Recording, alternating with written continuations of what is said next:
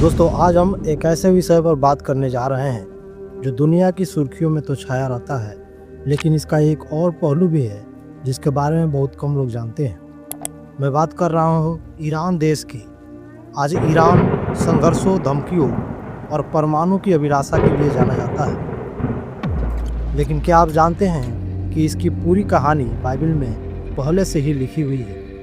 जी हाँ, बाइबल में ईरान, जिसे प्राचीन काल में फारस कहा जाता था, इसका जिक्र उत्पत्ति की किताब से लेकर अंत समय की भविष्यवाणियों तक मिलता है। बाइबल न केवल फारस के शुरुआती दौरों के बारे में, बल्कि प्रकाशित वाक्य के एक बहुत ही गंभीर हिस्से में इसके अंतिम भाग्य की भी भविष्यवाणी करता है। यह गोग और मागोग का युद्ध है, एक ऐसा गठबंधन जो अंतिम दिनों में इजराइल के खिलाफ उठेगा।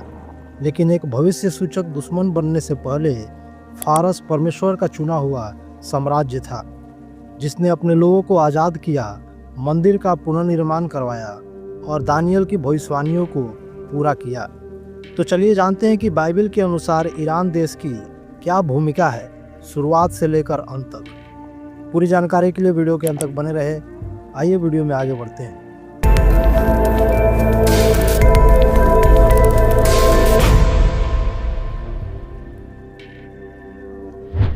बाइबल में ईरान का उदय। यह सब उत्पत्ति की किताब से शुरू होता है। जल प्रलय के बाद परमेश्वर ने मानवता को एक नई शुरुआत दी। नूह के 3 बेटे सेम, हाम और एपेत नई जातियों के पूर्वज बने। उत्पत्ति अध्याय 10 में हमें दुनिया के राष्ट्रों का पहला मानचित्र मिलता है। यहाँ हमें 2 ऐसे पूर्वज मिलते हैं जिनसे बाद में फारसी साम्राज्य का उदय हुआ, मादय और एलाम। मादय एपेत का बेटा था और उससे मेदी लोग उत्पन्न हुए। ये लोग उत्तरी पहाड़ों में बस गए, जो अब आधुनिक ईरान का हिस्सा है। मादय के वंशज धीरे धीरे फैले और स्वतंत्र मजबूती पहाड़ी लोग बन गए। दूसरा नाम है एलाम, सेम का बेटा। उसके वंशज एलामी लोग दक्षिण पश्चिमी ईरान में फारसी खाड़ी के पास उपजाऊ भूमि में बस गए। उत्पत्ति 14 बाइबल के पहले महान अंतर्राष्ट्रीय युद्ध के बारे में बताती है। 4 पूर्वी राजाओं ने, जिसमें एलामी राजा कदोर्लाओमेर भी शामिल था, उसने मिलकर कनान पर हमला किया। उन्होंने शहरों को लूटा, लोगों को गुलाम बनाया और अब्राहम के भतीजे लूत को भी बंदी बना लिया। बाइबल के अनुसार एलाम परमेश्वर के विश्वास के लोगों पर हमला करने वाला पहला राष्ट्र था। लेकिन अब्राहम ने सिर्फ 318 प्रशिक्षित युद्ध कौशल में निपुण सेवकों के साथ हमलावरों का पीछा किया। रात में उन पर हमला किया और उन्हें हरा दिया। यह एक असंभव जीत थी जिसने एक शक्तिशाली संदेश दिया। कोई भी पूर्वी शक्ति उन लोगों के खिलाफ सफल नहीं हो सकती जिन पर परमेश्वर का अनुग्रह है। एलाम के लोग गायब नहीं हुए। सदियों बीत गई और एलामी और मेदी दोनों जनजातियां संख्या में बढ़ती गई। वे प्राचीन मेसोपोटामिया के पूर्वी भूभाग को साझा करते थे। जैसे जैसे साम्राज्य उठे और गिरे, एक और शक्ति आकार ले रही थी, फारसी साम्राज्य। यद्यपि वे मूर्ति पूजक राष्ट्र थे, वे कभी भी परमेश्वर की योजना से बाहर नहीं थे। दानियल की भविष्यवाणियां और बाबुल का पतन। जब फारस शक्ति में बढ़ रहा था, परमेश्वर ने पहले ही भविष्य सूचक सपनों के माध्यम से उसका भविष्य प्रकट कर दिया था। बाबुल में रहने वाले एक युवा हिब्रू कैदी दानियल ने इसे सबसे पहले स्पष्ट रूप से देखा। बाबुल के राजा नबूकदनेस्सर को एक परेशान करने वाला सपना आया था। एक विशाल मूर्ति विभिन्न धातुओं से बनी उसके सामने खड़ी थी। दानियल ने राजा के सपने का वर्णन किया और एक भविष्यवाणी की घोषणा की, जिसने दुनिया के भाग्य को हमेशा के लिए बदल दिया। दानियल ने कहा, आप हे राजा, सोने का सिर है, लेकिन आपके बाद एक और राज्य उठेगा जो आपके राज्य से हीन होगा, जिसे चांदी की छाती और भुजाओं से दर्शाया गया है।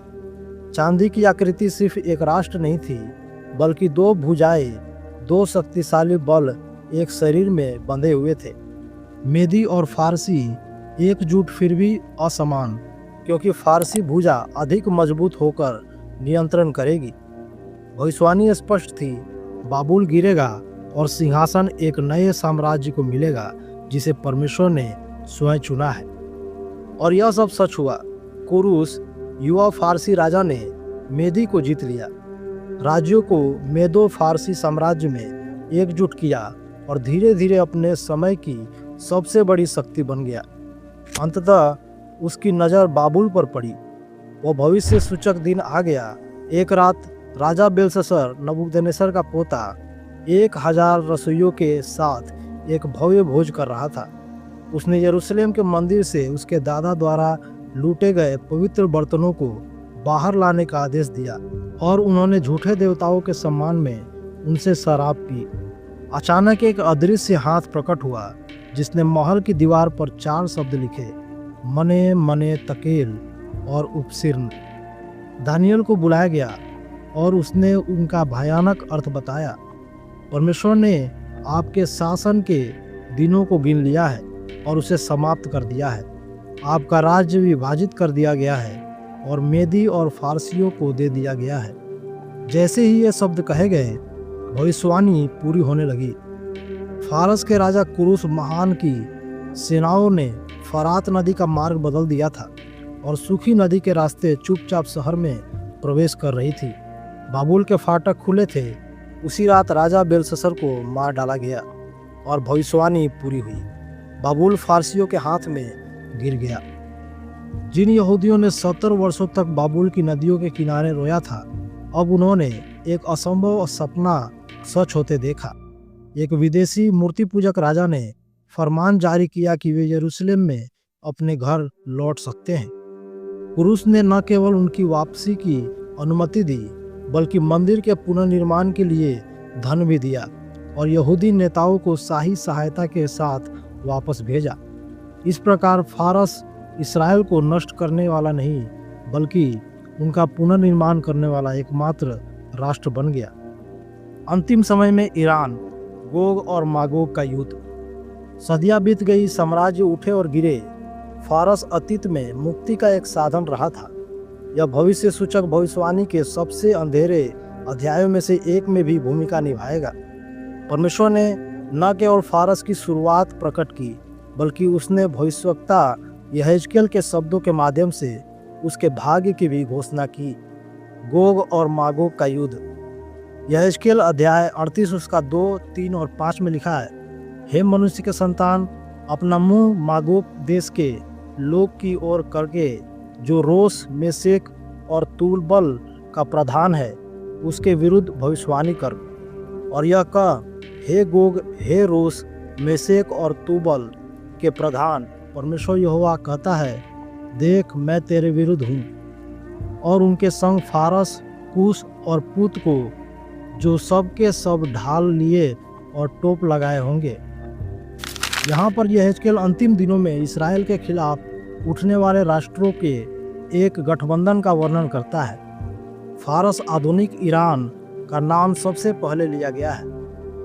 वही राष्ट्र जिसने एक बार मंदिर के पुनर्निर्माण में मदद की थी, अब परमेश्वर के लोगों के खिलाफ खड़े गठबंधन का एक हिस्सा है। न्याय और बहाली। तो फारस जो कभी उद्धार करता था, अब न्याय का सामना करेगा।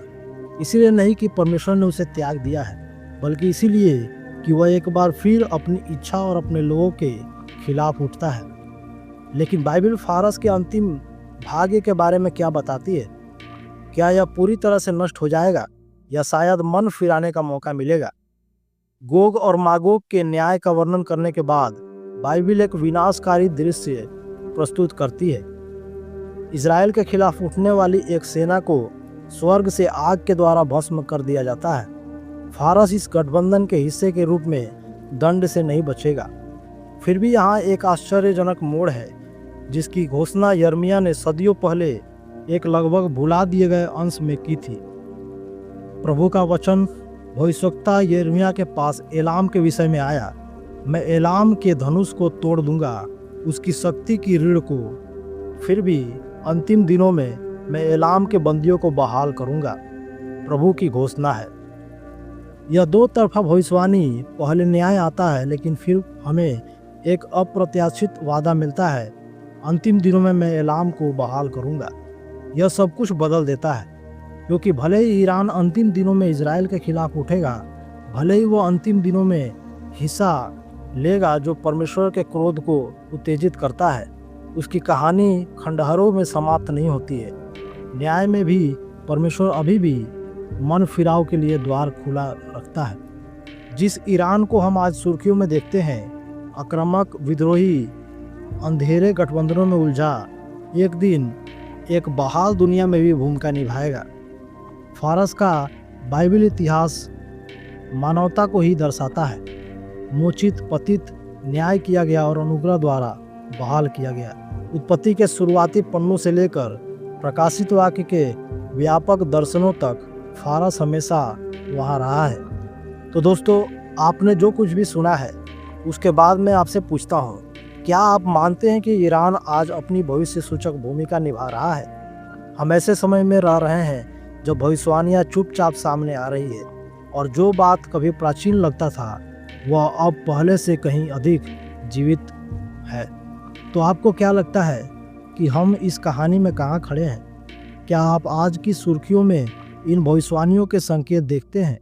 अपने विचार हमें कमेंट बॉक्स में ज़रूर बताएं। वीडियो को लाइक करें, अपने दोस्तों के साथ और भी शेयर करें। हम फिर मिलते हैं अगले वीडियो में, तब तक के लिए धन्यवाद। जय मसीह।